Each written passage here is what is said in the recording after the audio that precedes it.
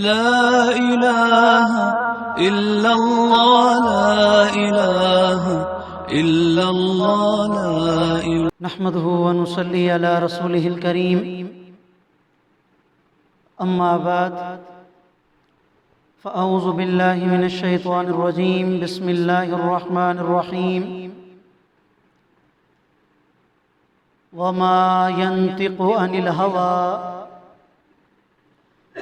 إن هو إلا وحي يوحى. سبحان ربك رب العزة عما يصفون وسلام على المرسلين والحمد لله رب العالمين. اللهم صل على سيدنا ومولانا محمد وعلى آل سيدنا ومولانا محمد وبارك وسلم. میرے انتہائی واجب الاحترام مسلمان بھائیوں، دوستوں، بزرگوں، آج جس زمانے سے ہم گزر رہے ہیں، اس زمانے کے اندر ہر طرف مہنگائی کے از حد بڑھ جانے کے سبب ہر بندہ ہی پریشان نظر آتا ہے. کسی بھی مجلس کے اندر آپ شرکت کر لیں تو اس مجلس کے اندر مہنگائی کے اوپر تبصرہ کرتے ہوئے لوگ آپ کو نظر آئیں گے. ہر آدمی اپنی عقل کے مطابق، اپنی سمجھ کے مطابق مہنگائی کے ظاہری اسباب اور وجوہات وہ ان پر تبصرہ کرتا ہے، لیکن اس مہنگائی کی جو اصل وجوہات ہیں، جو اسباب ہیں، اللہ معاف کرے، مسلمان کی نظر ان پر نہیں جاتی. بڑے سے بڑے عقل مند لوگ، دانش مند لوگ، تبصرہ نگار، وہ ظاہری وجوہات اور اسباب پر تو تبصرے کرتے ہیں، لیکن پتہ نہیں ہماری نظر کائنات کے عقل مند ترین انسان کی طرف کیوں نہیں جاتی، جن کے بارے میں اللہ کا قرآن کہتا ہے ما ينطق عن الهوى ان هو الا وحی یوحى، کہ میرا محبوب اپنی طرف سے کلام نہیں کرتا، بلکہ وہ جو بات بھی اپنی زبان سے نکالتا ہے وہ اللہ تعالیٰ کی طرف سے وحی کی جاتی ہے. گویا ایک وحی تو وہ ہے جو قرآن کریم کی شکل میں مسلمانوں کو عطا کی گئی، اور دوسری وحی کی قسم وہ ہے جو نبی کریم صلی اللہ علیہ وسلم کی مبارک احادیث کی شکل میں ہمیں عطا کی گئی ہے. اب نبی کریم صلی اللہ علیہ وسلم، ہر مسلمان کا یہ ایمان ہے، یقین ہے کہ اس کائنات میں نبی علیہ السلام سے بڑھ کر عقل مند اور کوئی نہیں ہے. صادق اور امین نبی کریم صلی اللہ علیہ وسلم سے بڑھ کر اور کوئی نہیں ہو سکتا. تو پھر کیا وجہ ہے کہ ہماری توجہ نبی علیہ السلام کی مبارک احادیث کی طرف نہیں جاتی؟ اگر ہماری نظر آپ علیہ السلام کے مبارک فرمان کی طرف چلی جائے، قرآن و سنت کی روشنی میں ہمیں اس بات کا پتہ چل جائے گا کہ آج اس دور کے اندر ہمارے اوپر جو مہنگائی کا عذاب ہے، معاشی اعتبار سے جو ہمارا ملک کمزور ہے،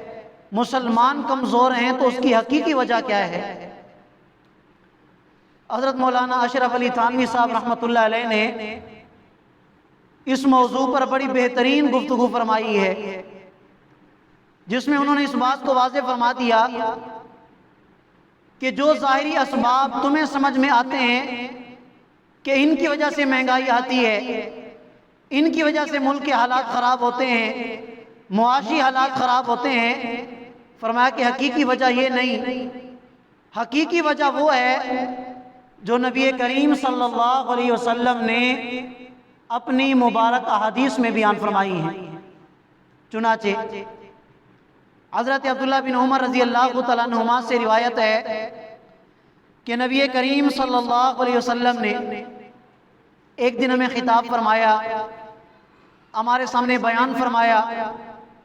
اور ہمیں مخاطب کر کے ارشاد فرمانے لگے، اے مہاجرین کی جماعت، مجھے تمہارے بارے میں یہ اندیشہ ہے کہ تم 5 باتوں میں مبتلا نہ ہو جاؤ، اور میں اللہ کی پناہ چاہتا ہوں اس بات سے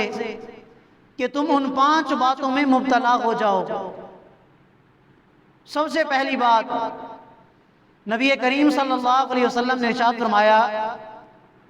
کہ جب کوئی قوم علانیہ طور پر فسق و فجور میں مبتلا ہو جاتی ہے، جس قوم کے اندر زناکاری عام ہو جاتی ہے اور کثرت کے ساتھ فحاشی، عریانی اور بے حیائی کے کام کیے جاتے ہیں، فرمایا کہ اس قوم کو اللہ تعالیٰ ایسی بیماریاں اس پر مسلط فرما دیتے ہیں کہ جن بیماریوں کے بارے میں لوگوں نے سنا بھی کبھی نہیں تھا۔ طاعون جیسی وبائیں اور ایسی بیماریاں کہ جن کے بارے میں گزشتہ لوگوں نے سنا بھی نہیں ہوگا، ایسی بیماریوں میں اللہ تعالیٰ مبتلا فرما دیتے ہیں۔ اور دوسرے نمبر پر ارشاد فرمایا کہ جب کوئی قوم ناپ تول میں کمی کرنے لگتی ہے، ناپ تول میں کمی کی وہ عادی بن جاتی ہے اور کثرت کے ساتھ یہ گناہ ہونے لگتا ہے، تو فرمایا کہ اللہ تعالیٰ اس قوم کو معاشی تنگی میں مبتلا فرما دیتے ہیں اور اس کے حکمرانوں کو ظالم بنا دیتے ہیں، پھر ان کے حکمران ان پر ظلم اور زیادتی کرتے ہیں۔ اور تیسری بات آپ علیہ السلام نے ارشاد فرمائی کہ جب کسی قوم کے لوگ زکوٰۃ ادا نہیں کرتے تو اللہ تعالیٰ اس پر بارش کو بند فرما دیتے ہیں، بارش نہیں ہوتی،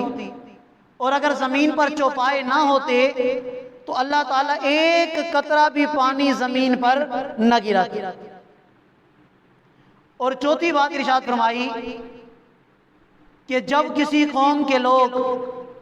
قرآن و سنت کے خلاف فیصلے کرنے لگ جاتے ہیں، جب کسی قوم کے بڑے جج صاحبان، قاضی صاحبان، بڑے لوگ کہ جن کے ہاتھ میں ملک کے فیصلے ہوتے ہیں، اگر وہ ملک کے فیصلے غلط کرنے لگ جائیں اور ملک کو غلط طرف لے کے جائیں، بے انصافی عام ہو جائے، تو فرمایا کہ اللہ تعالیٰ ان میں اختلاف اور پھوٹ ڈال دیتے ہیں۔ وہ قوم اختلافات میں مبتلا ہو جاتی ہے، آپس میں ان کے جھگڑے شروع ہو جاتے ہیں، اور یہ اختلافات پھر ان کے اس وقت تک ختم نہیں ہوتے جب تک ان کی بے انصافیاں ختم نہیں ہو جاتی۔ اور پانچویں بات، اللہ کے نبی نے ارشاد فرمایا کہ جب کسی قوم کے لوگ اللہ سے کیا ہوا وعدہ توڑ دیتے ہیں، اللہ کے نبی سے کیا ہوا وعدہ توڑ دیتے ہیں، جو عہد و پیمان انہوں نے اللہ کی ذات کے ساتھ کیا ہو، اس عہد و پیمان کو توڑ دیتے ہیں، تو فرمایا کہ اللہ تعالیٰ اس قوم پر دوسرے لوگوں کو مسلط کر دیتے ہیں، دشمنوں کو مسلط کر دیتے ہیں، پھر وہ لوگ اللہ تعالیٰ کی طرف سے جو ان کو نعمتیں ملی ہوئی ہوتی ہیں، وہ ساری کی ساری نعمتیں ان سے چھین لیتے ہیں۔ یہ 5 باتیں نبی کریم صلی اللہ علیہ وسلم نے اپنے مبارک فرمان میں بیان فرمائی اور ساتھ ان کا نتیجہ بھی بیان فرما دیا۔ اب اس حدیث پاک کا خلاصہ کیا نکلا کہ مطلقاً اگر کسی قوم کے اندر اللہ کی نافرمانی عام ہو جاتی ہے، اللہ کے نبی کی سنت کی خلاف ورزی شروع ہو جاتی ہے، جو قوم اللہ تعالیٰ کے عہد و پیمان کو توڑ دیتی ہے، ایک دوسرے کے ساتھ بے انصافی والا معاملہ کرتی ہے، اللہ تعالیٰ مختلف قسم کے عذاب اس پر مسلط فرما دیتے ہیں، جن میں سے ایک عذاب مہنگائی کا عذاب ہے۔ دن بدن اللہ تعالیٰ پھر اس چیز کو بڑھاتے چلے جاتے ہیں جب تک مسلمان، جب تک انسان اپنے رب کی طرف متوجہ نہیں ہوتے اس وقت تک یہ سلسلہ چلا رہتا ہے۔ آج ہم مسلمان اپنے گریبان میں جھانکیں، ہم میں سے ہر ایک بندہ بڑے سے بڑا تبصرہ نگار بنا بیٹھا ہے، ہر ایک بندہ اپنی عقل کے مطابق، اپنی سمجھ کے مطابق تبصرے کرتا ہے کہ جی فلاں کی وجہ سے مہنگائی، جی فلاں جماعت کی وجہ سے مہنگائی، جی فلاں کے ساتھ معاہدہ کیا، فلاں کے ساتھ نہیں کیا، اس وجہ سے مہنگائی۔ اور جو حقیقی اسباب ہیں کہ جن کی طرف اللہ کے نبی نے ہماری توجہ دلائی ہے، ان اسباب کو ہم میں سے کوئی سوچتے ہی نہیں ہے، اور ان اسباب کی طرف ہماری توجہ ہی نہیں ہے۔ حالانکہ حقیقی وجہ یہی ہے کہ آج ہم جب کہ اجتماعی طور پر اللہ کے نافرمان بن چکے ہیں تو پھر اللہ تعالیٰ کی طرف سے فیصلے بھی مہنگائی کی شکل میں، اللہ تعالیٰ کی طرف سے عذاب کی شکل میں، معاشی تنگی کی شکل میں ہمارے اوپر نازل ہو رہے ہیں۔ حضرت مولانا یوسف کاندھیلوی صاحب رحمۃ اللہ علیہ کے بارے میں آتا ہے کہ چند لوگ اکٹھے ہو کر ان کی مجلس میں آئے اور آ کے کہنے لگے کہ حضرت مہنگائی بہت زیادہ بڑھ گئی ہے، آپ ہمیں اجازت دیں یا آپ ہمیں لیڈ کریں۔ تو ہم حکومت کے خلاف مظاہرے کرتے ہیں، ہم حکومت کے خلاف احتجاج کرتے ہیں۔ تو حضرت مولانا یوسف کاندھیلوی صاحب رحمۃ اللہ علیہ نے ایک بات ارشاد فرمائی، اور وہ بات سونے کے پانی کے ساتھ لکھنے کے قابل ہے، اور قرآن و سنت کے مطابق حضرت نے یہ بات ارشاد فرمائی، اگر یہ بات ہمیں سمجھ میں آ جائے تو دنیا آخرت میں ہماری کامیابی کا مدار بن سکتی ہے۔ حضرت نے فرمایا کہ دیکھو، یہ مظاہرے کرنا، یہ احتجاج کرنا، یہ باطل لوگوں کا کام ہے، یہ اہل باطل کا کام ہے۔ ہم اللہ کے ماننے والے ہیں، ہمارا ایمان اللہ کی ذات پر ہے، ہمارا یقین قرآن پر ہے، اور قرآن و سنت کی روشنی میں تمہیں ایک بات کروں گا کہ ان سے کچھ نہیں بننے والا۔ اس ذات کی طرف متوجہ ہو جاؤ کہ جس ذات کی قبضہ قدرت کے اندر اس ساری کائنات کا نظام ہے۔ اللہ کی طرف متوجہ ہو جاؤ، اللہ کی ذات کو راضی کر لو۔ اگر تم نے اللہ کی ذات کو راضی کر لیا تو اللہ تعالیٰ تمہارے حالات کو سیدھا کر دیں گے۔ اور پھر سمجھانے کے لیے ایک بات ارشاد فرمایا کہ انسان اور چیزیں دنیا کی زندگی میں جو انسان استعمال کرتا ہے یہ کبھی مہنگی ہوتی ہیں، کبھی سستی ہوتی ہیں۔ تو فرمایا کہ ان کی وجہ کیا ہے؟ فرمایا کہ جب انسان اور بالخصوص مسلمان جس کا ایمان اللہ کی ذات پر ہوتا ہے، یہ دو ترازو کی طرح ہیں، ایک ترازو انسان کی شکل میں اور دوسرا ترازو ان چیزوں کی شکل میں۔ جب انسان نیک اعمال کے ذریعے اللہ کو راضی کرتا ہے، اخلاص والے اعمال کرتا ہے، تو یہ جو انسان والا ترازو ہے یہ وزنی ہو جاتا ہے، اور چیزوں والا جو پلڑا ہے وہ اوپر کو چلا جاتا ہے، جس کی وجہ سے مہنگائی کم ہو جاتی ہے۔ اور جب انسان اللہ کو ناراض کرتا ہے، اللہ کی نافرمانی کرتا ہے، گناہوں والی زندگی گزارتا ہے، اللہ کے ساتھ کیا ہوا وعدہ توڑ دیتا ہے، تو پھر اس انسان کی کوئی قیمت اللہ کے ہاں نہیں ہوتی، جس کی وجہ سے وہ چیزوں والا پلڑا وزنی ہو جاتا ہے، وہ نیچے آ جاتا ہے، انسان والا پلڑا اونچا چلا جاتا ہے، اور پوری دنیا کے اندر پھر مہنگائی عام ہو جاتی ہے، معاشی تنگی میں انسان کو مبتلا کر دیا جاتا ہے۔ اب حقیقی وجہ کیا ہے؟ انسان کی نافرمانی، اللہ تعالیٰ کے ساتھ جو عہد و پیمان کیا گیا اس عہد و پیمان کو توڑ دینا۔ اب آپ علیہ السلام نے جو باتیں ارشاد فرمائی، ہم میں سے ہر بندہ اس بات پر غور و فکر کرے، آیا آج اجتماعی طور پر مسلمان بے حیائی کے کاموں میں مبتلا ہیں یا نہیں؟ آج اجتماعی طور پر مرد ہو یا عورت ہو، مسلمان مرد ہو یا عورت ہو، بے حیائی اور فحاشی کے کاموں میں مبتلا ہے یا نہیں؟